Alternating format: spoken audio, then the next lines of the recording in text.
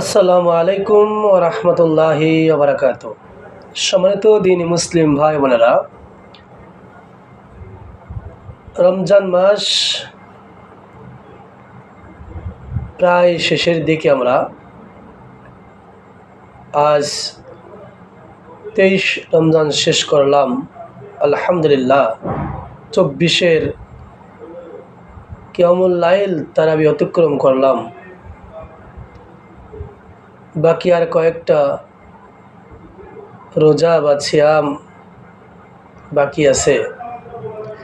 এর মধ্যে 3টা লাইলাতুল কদরের রাত আমরা পাব। সিয়ামের ফজিলত সম্পর্কে আমাদের কিছু জানা দরকার।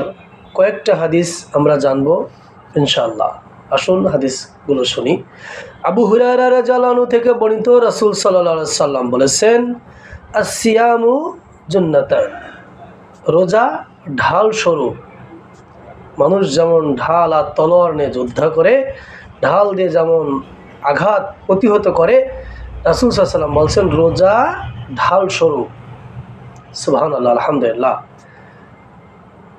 আমরা যেন কোনো অবস্থায় সুস্থ মানুষ সিয়াম থেকে বিরত না থাকি। মুসনাদে আহমদের এক বর্ণনায় আছে, আসিয়ামু জুন্নাতা ওয়া হিসনু হাসিনু মিনান নার, সিয়াম ঢাল ও জাহান্নাম থেকে সুরক্ষার মজবুত কিল্লা। তাহলে আমরা কি বুঝলাম? সিয়াম ঢাল ও জাহান্নামের থেকে সুরক্ষার মজবুত কিল্লা। জাহান্নাম থেকে রক্ষার জন্য সিয়াম অনেক বড় ধরনের কাজ করবে। হাদিসটি আহমদ থেকে।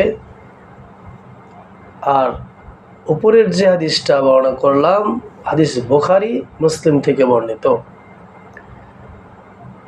তাহলে আমরা বুঝতে পারলাম সিয়ামের 2টা হাদিস, ছোট্ট ছোট্ট 2টা হাদিস। রাসূল সাল্লাল্লাহু আলাইহি সাল্লাম বলেছেন সিয়াম রোজা ঢাল স্বরূপ।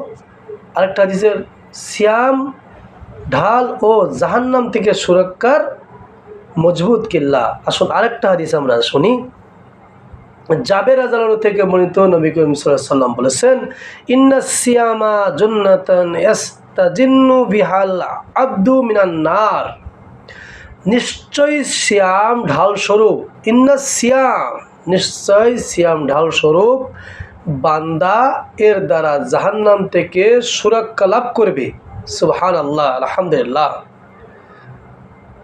আর এত বড় একটা সওয়াবের মাস, নেকি অর্জনের মাস পেয়েও যে মুসলমান এর থেকে বিরত থাকলো, গাফেল থাকলো, অলস থাকলো, রাসূল সাল্লাল্লাহু আলাইহি সাল্লাম আরেকটা হাদিসে বলছেন 3 মানুষের জন্য ধ্বংস অনিবার্য।